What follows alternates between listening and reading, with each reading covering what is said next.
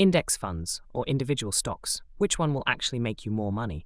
One is stable and boring, the other is risky but exciting, so which should you choose?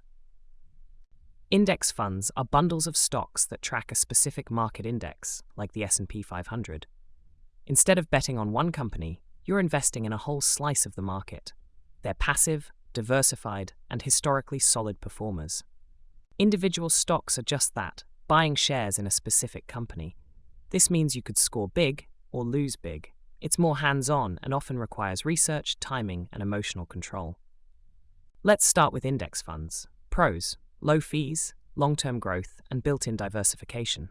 They require almost zero effort, but the downside? They're slower to grow, and you have no say in what companies you own. Now stocks. The upside? Huge potential for gains. Think early investors in Apple or Amazon. You have full control and can sell anytime.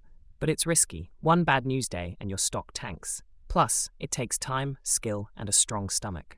When comparing both, risk, stocks are high risk, high reward. Index funds spread that risk. Time, stocks need research. Index funds are set it and forget it.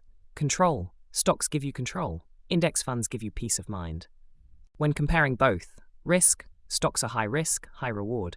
Index funds spread that risk. Time, stocks need research. Index funds are set it and forget it. Control, stocks give you control. Index funds give you peace of mind.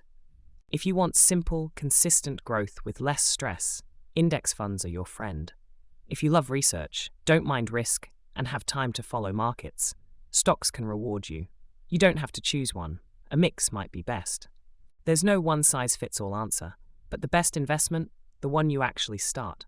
Smash that like button, subscribe for weekly investing tips, and drop a comment. Are you team index or team stocks?